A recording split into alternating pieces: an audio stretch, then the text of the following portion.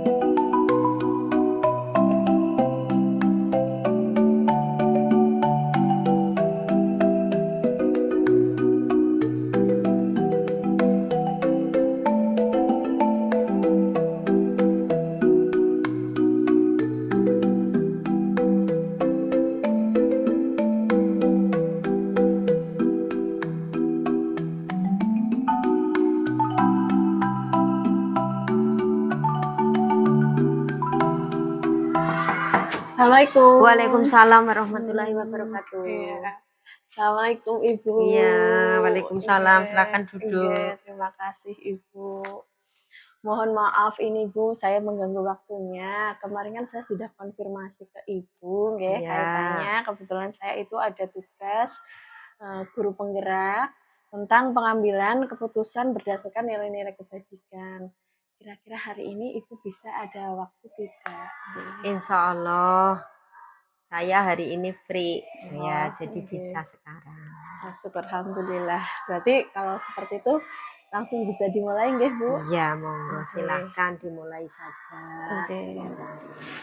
Jadi gini Bu, ini kaitannya tentang pengambilan keputusan nggih dalam kebijakan dilema etika khususnya ataupun rujukan moral. Nah, untuk yang pertama, selama ini Ibu bagaimana dapat mengidentifikasi kasus-kasus yang merupakan dilema etika atau rujukan moral? Terima kasih. Kasus-kasus yang merupakan dilema etika atau bujukan moral itu ya setiap tempat, apalagi di sekolah, Oke. itu pasti muncul, pasti ada. Mengapa? Karena sekolah adalah lembaga pendidikan yang tugasnya mencerdaskan kehidupan bangsa. Untuk mencerdaskan kehidupan bangsa harus menyelenggarakan kegiatan. Dalam penyelenggaraan kegiatan banyak pihak yang terlibat. Stakeholder di sekolah itu selalu terlibat semuanya, baik itu tenaga, pikiran, maupun materi-materi yang lain, waktu, potensinya itu ya. Maka saya dalam hal ini untuk mengidentifikasi kasus-kasus tersebut, sebelum pelaksanaan kegiatan itu saya adakan rapat persiapan dulu. Ya. Nah, kegiatan-kegiatan itu kan pasti ada masukan-masukan, ada pendapat-pendapat. Nah, pendapat itu kadang ada yang benar, kadang ada yang salah. Ya, positif dan negatif, pro dan kontra. Ya, yang benar itu yang sesuai dengan kegiatan tersebut. Kadang ada yang pendapatnya kurang setuju, sehingga pendapatnya ke arah yang negatif. Tetapi apapun pendapatnya itu selalu saya tampung. Mengapa? Karena ya semua pendapat itu saya anggap baik. Hanya saja nanti dari pendapat-pendapat itu nanti kita musyawarahkan. Gitu. Kalau pendapat-pendapat yang positif atau benar mendukung kegiatan dan sesuai kebijakan itu nanti dikumpulkan. Yang negatif juga diinventaris, itu diidentifikasi. Jika ide-ide muncul yang positif itu merupakan dilema etika. Tapi kalau negatif dengan yang positif itu ada bujukan moral, ya bujukan moral itu seminimal mungkin harus kita itu pangkas lah. Iya, berarti tadi Ibu menganalisisnya, mengidentifikasinya itu kita pilih dulu yang jelas setiap dalam yang identifikasi berarti ada yang pro, ada yang kontra ya Bu. Tapi jalan utamanya adalah musyawarah mufakat, kemudian diidentifikasi mana yang dilema etika, mana yang rujukan moral seperti itu Iya, nggih. betul ya. Oke. Dah sangat bagus nih, Bu. Kemudian, Bu, selama ini Ibu bagaimana menjalankan pengambilan keputusan di sekolah, terutama untuk kasus-kasus di mana ada kedua kepentingan ya, Bu, yang sama-sama benar atau sama-sama mengandung nilai kebajikan? Ya, ya. Oke. Karena sama-sama mengandung nilai kebajikan, Nggih. ya kita tampung. Apalagi yang mengandung nilai kebajikan, yang negatif saja juga kita Iya, tampung nggih, betul. supaya kita tahu nggih, benarnya itu bagaimana pribadi, kinerja dan lain-lain lah sesuai dengan itu kasusnya kayak gitu. Nah, ini karena Sama-sama benar ya. sama-sama benar ya Iya. kita tampung dulu. Namun dalam memutuskan ya tadi tetap berpedoman pada skala prioritas. Iya, kita selalu menggunakan skala prioritas. Nah, untuk membuat rating dalam skala prioritas, kita biasanya membuat ya kriteria lah, kriteria. Kriterianya bisa ditinjau dari kesesuaian dengan kebijakan atau kepentingan.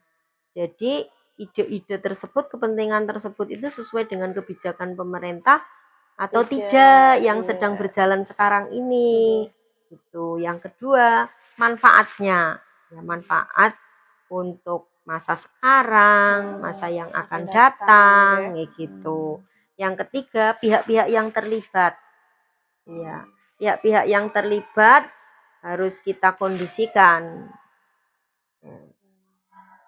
Tentang inventaris, nanti kita membutuhkan pihak-pihak mana saja untuk ide-ide positif itu supaya idenya itu terwujud kayak gitu.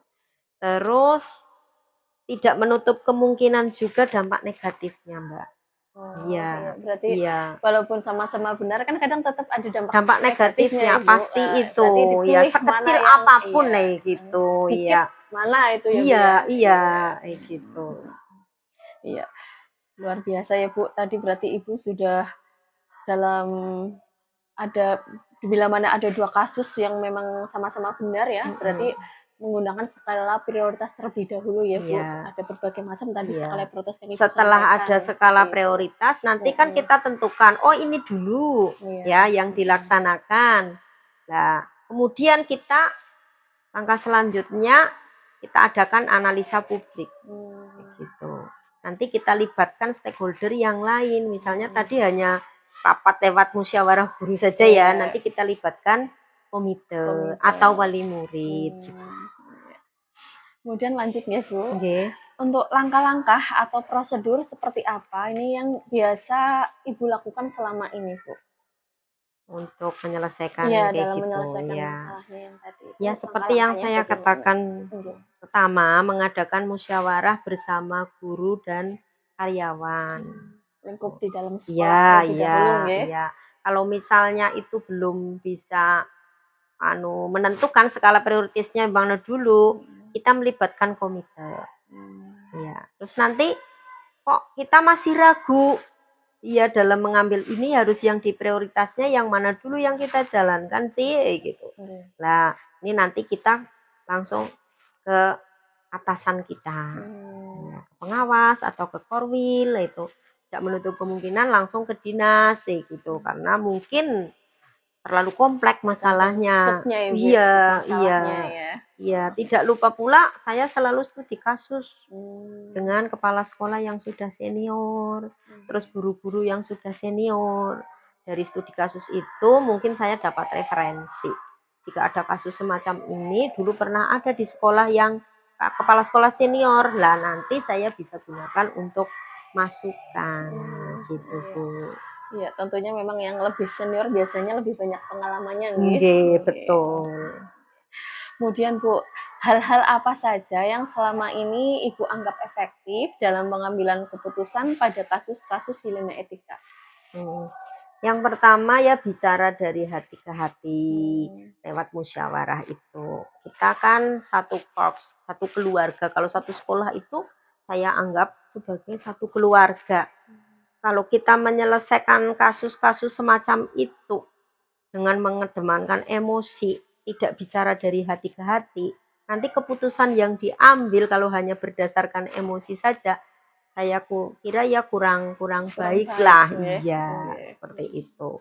Itu yang pertama, musyawarah dan bicara dari hati ke hati tanpa meninggalkan aturan atau kebijakan yang ada. Iya, tetap kita pijakannya adalah kebijakan atau aturan secara kedinasan gitu, Bu. Terus yang kedua, dalam pengambilan skala prioritas tadi tetap berpijak juga kepada pijakan dan melibatkan stakeholder yang ada di sekolah. Ya. Bahkan kadang murid juga bisa dilibatkan. Iya, sesuai dengan masalahnya. Kalau masalahnya itu ada hubungannya dengan murid, lah murid kita mintai masukan supaya apa yang kita putuskan itu sesuai harapan murid-murid kita. Memang harus berpihak pada murid ya. Iya, betul. Sekarang kan kurikulum Merdeka itu berpihak pada murid. Jadi kita tahu apa yang diinginkan murid. Iya, gitu, Mbak. Kemudian, Bu, hal-hal apa saja yang selama ini merupakan tantangan dalam pengambilan keputusan pada kasus dilema etika, Bu? Tantangannya apa saja menurut Ibu? Tantangan yang pertama karena kemajuan zaman, sehingga kasus-kasus ini semakin kompleks. Iya, tidak hanya satu tahap selesai, kadang dibutuhkan bertahap. Sudah tahap pertama kita selesaikan, ternyata ada ekses lain, iya, efek lain, iya. Kok dikira kita dari rencana itu dengan strategi semacam ini nanti akan selesai insya Allah lah gitu. Ternyata belum. Nah, karena ya itu kemajuan zaman membawa kita sebagai pendidik dan anak-anak itu ya pendidikan karakternya berkurang lah di zaman dibandingkan zaman dulu. Iya. Makanya sekarang pendidikan karakter ini digalakkan. Sebab yang namanya kasus itu hubungannya dengan hati juga. Kalau hati hubungannya dengan karakter. Kalau karakternya itu saling berhubungan. Iya, gitu. Berarti tantangannya tadi ya, Bu ya. Yang kedua, kita siswanya banyak, PTK-nya juga alhamdulillah banyak. Rombelnya ada 10 sih. Jadi semakin banyak audien, maka semakin banyak kasus yang muncul. Semakin banyak tantangan juga. Gitu. Iya, luar biasa memang Ibu ya. Kalau memang jumlah warga sekolahnya sendiri sudah banyak, otomatis ya bisa kasus yang muncul lebih banyak juga ya Bu ya. Betul. Iya, tapi tadi Ibu tantangannya ya tadi ya Bu ya, memang harus memikirkan solusi supaya nantinya tidak ada efeknya ya Bu. Iya, betul. Kemudian Bu, tentunya Ibu memiliki sebuah tata kala atau jadwal tertentu ya dalam sebuah penyelesaian kasus dilema etika. Apakah Ibu ini nanti langsung menyelesaikan di tempat atau memiliki sebuah jadwal untuk menyelesaikannya? Bentuk atau prosedur seperti apa yang biasanya Ibu jalankan? Kalau penyelesaiannya itu tergantung kasusnya juga. Kalau kasusnya itu mendesak, urgen, dan memang harus cepat diselesaikan ya saat itu juga. Tetapi ya saya tidak berani mengambil keputusan sendiri. Tetap saya libatkan stakeholder yang ada di sekolah. Tergantung juga nanti stakeholder yang dilibatkan, tergantung masalahnya juga. Kalau itu misalnya cukup dengan rekan-rekan guru, ya cukup. Tapi dengan rekan-rekan guru kok masih mentok misalnya, itu kita libatkan komite dan yang lain-lain. Bahkan kadang ya kita kerjasama dengan pihak lain. Berarti memang tergantung masalahnya ya, urgennya seperti apa, apakah memang harus saat itu atau mungkin misalkan bisa ditunda seperti itu ya Bu ya. Tetapi ada juga yang secara rutin, setiap sebulan sekali kami kan mengadakan rapat Dewan Guru. Nah, dalam rapat itu nanti kita laporan masing-masing PTK itu melaporkan kinerjanya. Nah, nanti dari hasil kinerja itu saya selaku yang dituakan menjadi tahulah bagaimana rapot dari rekan-rekan saya. Iya. Sehingga nanti kalau misalnya dari teman-teman itu ada kasus misalnya itu bisa saya jadikan bahan pertimbangan, bahan evaluasi gitu. Untuk perbaikan tentunya Iya, ya, Bu, ya. iya betul kayak gitu. Nanti kan biasanya antara kinerja dengan kasus karena kita itu kedinasan ada hubungannya gitu, Bu. Jadi saya selaku harus punya rekam jejak lah masing-masing kinerja dari teman-teman ya, walaupun itu ya simple lah catatannya, tetap bisa jadikan pedoman gitu.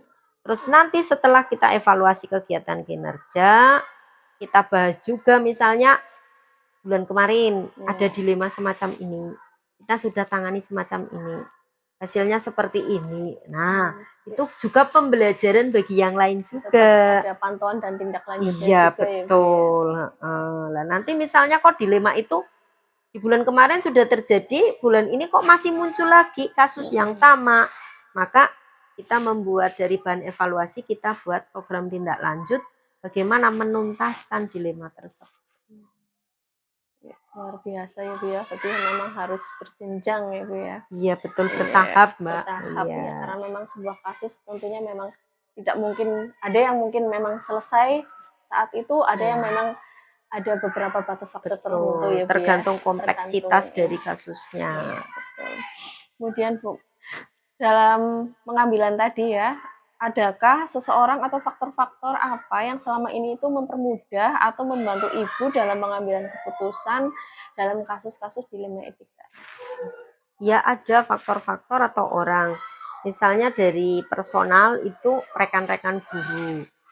Rekan-rekan guru itu di sini sangat komunikatif dan sangat aktif dalam membantu mencari solusi bila ada kasus. Kayak gitu. Jadi saya sangat terbuka dengan rekan-rekan guru kalau itu ada dilema tersebut. Iya, terutama guru-guru yang sudah senior. Karena pengalamannya yang begitu panjang dalam kedinasan, banyak kasus yang sudah pernah dialami, diamati, ya bisa menjadi referensi ya. Betul, iya. Iya, pengalaman adalah guru yang terbaik kayak gitu ya. Kayak gitu. Terus yang kedua, kepala sekolah senior saya juga semacam itu, anggapan saya kalau sudah senior pasti banyak pengalaman. Banyak ilmunya ya. Iya, betul. Terus yang ketiga tadi hasil evaluasi dari kinerja itu juga bisa dijadikan acuan, pertimbangan. Yang terakhir dukungan, kolaborasi, konsolidasi dengan atasan itu sangat membantu kami. Sebab kadang satu kasus itu tidak bisa diselesaikan tanpa campur tangan beliau-beliau.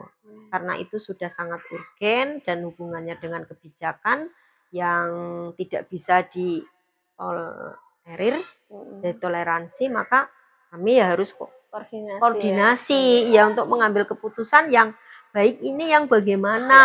Iya, contohnya anak yang mau putus sekolah itu kan kami tidak bisa memutuskan sendiri, kami tetap berkonsultasi, sebab kalau putus sekolah nanti dibiarkan juga efeknya tidak bagus ya Bu ya, jangan sampai merugikan siswa juga, sekolah juga, seperti itu. Memang dalam pengambilan keputusan pasti memang kita membutuhkan bantuan orang lain ya Bu. Iya, bisa sendiri. Luar biasa sekali ya sudah Ibu sampaikan tadi lah. Dari semua yang sudah Ibu tadi sampaikan, tentunya kan ada pembelajaran yang dapat dipetik ya Bu ya. Nah, pengalaman dalam pengambilan keputusan dilema etika itu menurut Ibu pembelajaran yang dipetik seperti apa? Ya dalam menyelesaikan dilema itu perlu semangat, perlu komitmen ya. Komitmen saya itu supaya dilema-dilema itu dapat terselesaikan dengan baik dan tidak mengganggu kegiatan belajar mengajar itu, ya kita harus bangun komunikasi.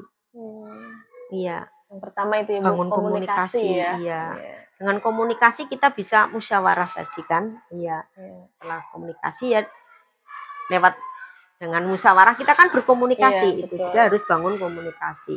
Yang kedua, benahi kinerja. Kalau kinerja kita itu kita benahi, kita kan sudah mengevaluasi kinerja kita sendiri, refleksi sendiri ya. Oh ternyata saya kayak gini. Nah, kita harus benahi kekurangan saya di sini misalnya. Ini saya sendiri juga kayak gitu, belajar juga. Iya. Belajar pada diri sendiri. Nanti kita benahi kinerja kita. Tujuannya ya selangkah lebih maju. Iya, memang Gitu. bertahap ya Bu, harus Iya, setidaknya harus ya sedikit demi sedikit kinerjanya lebih bagus lagi iya, ya. kayak gitu. Seperti Yang itu. ketiga, tumbuhkan empati. Kalau teman punya masalah, kita tumbuhkan empati dalam hati kita. Seandainya saya yang mengalami semacam itu, Bagaimana perasaan bagaimana? kita? Iya, kayak gitu. Jadi kita nanti tidak hanya menghujat pada teman-teman kita yang negatif, tetapi itu merupakan pelajaran bagi kita. Dan syukur-syukur kita beri solusinya. Menurut saya seperti itu, sehingga ya hubungan kedinasan kita tetap harmonis, program-program sekolah tetap terlaksana, berjalan, dan sekolah kita mutunya dapat meningkat. Luar biasa sekali ya Bu, berarti memang ini yang dapat saya petik dari Ibu tadi ya. Yang pertama, ketika dalam pengambilan keputusan memang yang utamanya adalah harus komunikasi ya. Dengan adanya komunikasi nanti akan mendapatkan hasil yang musyawarah mufakat ya. Betul sekali. Tadi kemudian yang terakhirnya tadi empati ya Bu ya. Dalam satu sekolah apabila memang ada rasa semua peduli, empati, pasti sekolah dalam hal apapun ketika ada masalah bisa terselesaikan dengan baik. Sekolah tersebut juga semakin maju tentunya, kekompakan yang utamanya bersama itu kita bisa Mbak. Betul. Iya. Ya ini terima kasih banyak Ibu atas sama-sama pengalaman, kemudian atas ilmu yang sudah Ibu tadi sampaikan kepada saya ya. Sedikit banyak ini saya dapat hal yang baru dari Ibu tentang pengambilan keputusan berdasarkan nilai-nilai kebajikan. Dan mohon maaf juga Ibu, ini tadi sudah mengganggu waktunya. Terima kasih nggak juga. apa-apa, kita bisa sharing. Saya malah senang gitu. Ya, Nun sewu, saya langsung pamit aja Ibu karena kebetulan ada kelas. Dan terima kasih banyak atas dukungannya Ibu. Mohon pamit. Monggo silakan. Sukses selalu. Amin. Iya, mohon bimbingannya terus juga selalu. Siap. Monggo. Waalaikumsalam warahmatullahi wabarakatuh.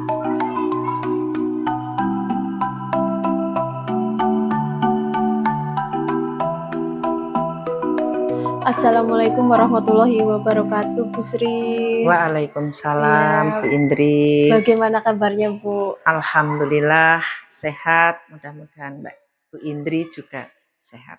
Iya, terima kasih. Alhamdulillah. Ini mohon maaf Bu, sebelumnya saya mengganggu waktunya Ibu.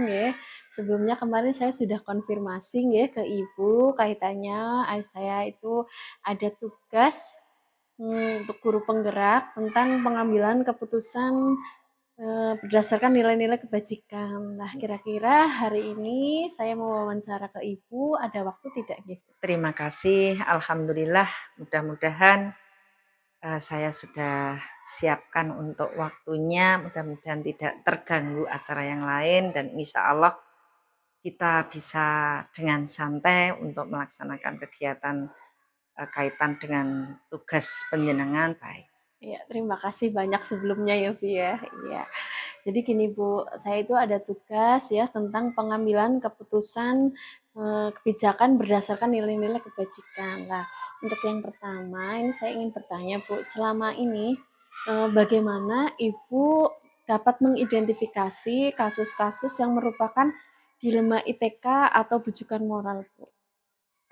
Saya di dalam mengidentifikasi masalah-masalah atau problem yang ada di sekolah saya, baik itu di pihak pendidik maupun di siswa, itu kami melihat dari aturan-aturan berdasarkan aturan-aturan yang ada, baik itu aturan yang tertulis maupun aturan yang merupakan pembiasaan-pembiasaan yang sudah dilaksanakan di sekolah ini. Kemudian Bu, bagaimana Ibu ini menjalankan pengambilan keputusan di sekolah, terutama untuk kasus-kasus di mana ada dua kepentingan ya Ibu, tapi sama-sama benar, sama-sama mengandung nilai kebajikan. Nah itu Ibu bagaimana cara mengambil keputusan tersebut? Ya, ketika ada kasus-kasus yang mana itu adalah suatu kebenaran atau Iya. suatu yang harus dilaksanakan dalam waktu yang bersamaan, kemungkinan itu kan tidak bisa kalau Iya. hal yang sama-sama benar tapi harus dilaksanakan dalam waktu yang bersama, maka saya sebagai orang yang harus bisa mengambil kebijakan itu, saya harus memprioritaskan eh, kasus dengan skala prioritas yang lebih baik atau yang lebih benar atau yang harus memang itu dilaksanakan terlebih dahulu, Oh, oke. seperti itu. Berarti berdasarkan skala prioritas Iya ya, Bu, ya, iya, mana yang memang deadline-nya ya terlebih dahulu, dulu, mungkin mana yang ya. harus Iya, segera apakah itu, dilaksanakan, iya seperti paling itu. benar skala Iya, prioritas dari kebenaran itu, tingkatan-tingkatan kebenaran itu kan juga harus kita ambil, seperti mmm, itu. Ibu ya skala prioritas dulu ya, Bu, Nggih, ya. Kemudian, dalam mengambil langkah-langkah atau keputusan tentunya kan ada sebuah prosedur ya, Bu, ya. mhm, Lah, ini prosedur yang sudah Ibu lakukan selama ini seperti apa? nggih. Untuk memutuskan dari skala prioritas yang tadi saya sampaikan, saya selaku apa yang dituakan di sini otomatis harus bisa mengambil kebijakan yang sebijak mungkin. Nah, saya, yang sudah saya lakukan pertama kita musyawarahkan, baik itu Mmm, secara individual maupun secara, kebersamaan. Secara individual contoh dengan kasus-kasus yang memang itu berkaitan secara individu, baik itu dengan siswa maupun dengan, tenaga pendidik maupun tenaga kependidikan. Contohnya misalnya ada guru ataupun siswa yang datang terlambat, kita kembalikan lagi dengan secara klasikal, apabila secara klasikal itu kita musyawarahkan, ini loh pembiasaan atau kesepakatan yang sudah kita sepakati, misalnya kehadiran ya, iya, kehadiran misalnya, kehadiran yang sudah kita sepakati kan masuk itu jam 7 misalnya, iya, tapi ada anak yang terlambat, kita kembalikan di sekolah, gimana ini tadi, kenapa ditanya terlebih dahulu, mungkin karena yang namanya manusia kan ada halangan. iya, Jadi betul. secara sosial kita tanya apa kendala, kendala di rumah, apa pas ada halangan apa dan sebagainya. Baik itu juga disampaikan juga ketika itu terjadi pada tenaga pendidik maupun non atau Pendidikan. tenaga kependidikan juga sama seperti itu. Mmm, Ketika di rapat-rapat atau kalau di kelas kita komunikasikan secara klasikal, apakah baik dan buruknya ketika kita, menyalahi aturan atau harus mengambil mana yang benar atau yang salah, itu seperti itu. Jadi oh, secara dengan musyawarah atau pengambilan solusi untuk dibicarakan secara mmm, bersama. musyawarah untuk mufakat ya, Bu, Nggih, sesuai iya, dengan prosedur yang nggih, memang sudah ada, da sudah iya ditetapkan ya, iya, untuk aturan mencari yang ada, iya. iya, betul. Kemudian, Bu, hal-hal apa saja yang selama ini Ibu anggap efektif dalam pengambilan keputusan pada contoh kasus-kasus dilema etika yang ada di sekolah Ibu? Alhamdulillah yang secara efektif itu biasanya ketika tadi ya melanjutkan yang Iya, kehadiran ya, untuk mhm, kehadiran misalnya anak datang terlambat, kita kan biasanya pagi mengadakan penjemputan di depan gerbang atau di depan kelas itu biasanya anak berbaris dulu sebelum masuk kelas. Pastikan kalau terlambat otomatis anak tidak mengikuti baris dan iya, biasanya ketika anak itu datang terlambat, nanti kita tanya dulu apakah itu perlu disampaikan secara klasikal ataupun secara individu. mhm, Kalau memang itu di secara klasikal itu disampaikan untuk dengan pembelajaran yang lain, ya itu harus disampaikan secara klasikal dengan dimusyawarahkan. Ini terlambat karena ini memang di jalan tadi ada halangan. Itu kan secara klasikal boleh. iya, Jadi kita juga sekaligus menasihati yang lain, kalau jalan hati-hati dan lain sebagainya. mmm, Tapi kalau misalnya karena memang anak punya masalah dari rumah, itu secara individu kita panggil, secara individu kita beri masukan dan solusi untuk musyawarah tadi, seperti itu. mmm, mmm, Sama halnya dengan Bapak Ibu guru juga seperti itu. mmm, ya. Berarti memang intinya harus Musyawarahkan, komunikasikan, dikomunikasikan, iya. musyawarahkan ya Bu Iya, ya? Iya, karena komunikasi memang sangat penting. iya, Kalau kita betul. tidak ada komunikasi, kita akan nanti salah persepsi, salah Bisa paham. miskonsepsi Nggih. juga ya Bu ya? Iya Iya, iya betul memang kunci utamanya adalah komunikasi ya Bu ya? iya, Jika terjalin komunikasi yang baik tentunya ya semua hal insya lebih Allah. mudah ya Bu Iya, ya? Iya. Kemudian Bu, hal-hal apa saja yang selama ini merupakan tantangan bagi Ibu dalam pengambilan keputusan pada kasus-kasus dilema etika yang ada di sekolah itu? iya. Tentunya pasti ada kendala-kendala yang di dalam menghadapi ketika kasus-kasus itu muncul, Iya, khususnya ketika itu muncul secara individu. Kalau secara klasikal mungkin dimusyawarahkan secara bersama itu akan lebih mudah. Ketika secara individu khususnya yang terkait dengan perasaan, kadang-kadang kita ada rasa yang tidak enak. iya, Sehingga untuk menyampaikan kita harus mencari celah yang sangat tepat untuk, agar tidak ada ketersinggungan, perasaan baik itu, di pihak guru maupun anak, itu seperti itu. iya. Berarti memang harus benar-benar kita tahu Mmm, waktunya iya seperti apa, tempatnya iya ya, iya, situasinya kondisinya bagaimana, harus kondisinya. situasional ya. Jangan sampai nanti menyakiti satu pihak ya, Bu, ya? Iya Iya, iya iya, seperti itu, iya. harus situasional. Iya. Kemudian Bu, apakah Ibu ini memiliki sebuah tata kala ya, manakala jadwal tertentu dalam sebuah penyelesaian kasus dilema etika, apakah langsung di tempat, misalkan ada sebuah kasus, apakah Ibu ini langsung menyelesaikan di tempat, atau ada jadwal tersendiri untuk menyelesaikannya, bentuk atau prosedurnya itu seperti apa yang sudah dijalankan? Terima kasih untuk prosedur penyelesaian Iya, masalah. Kita kembali menengok lagi seperti apa masalahnya. mmm, Kalau memang itu masalah itu bisa, diselesaikan pada saat kejadian, pada saat itu juga, dan pada waktu itu juga ya diselesaikan di saat itu juga. Kalau memang itu masalahnya, agak membutuhkan waktu, waktu iya, untuk penyelesaian, kita tunda nanti dijadwalkan, kira-kira jam yang sesuai untuk pengambil kebijakan, mungkin di jam-jam istirahat, sehingga tidak mengganggu aktivitas kegiatan belajar atau ya? aktivitas pembelajaran, Oh, seperti gitu itu. ya. Ya berarti memang tergantung urgensi masalahnya Iya ya, Bu, iya, misalkan memang memang harus diselesaikan saat saat itu, itu ya ya saat segera itu, ya diselesaikan ya. seperti itu, oke. Kemudian dalam pengambilan keputusan tentunya kan ada faktor-faktor ya, Bu, atau pendorong yang selama ini mempermudah atau membantu Ibu dalam pengambilan keputusan.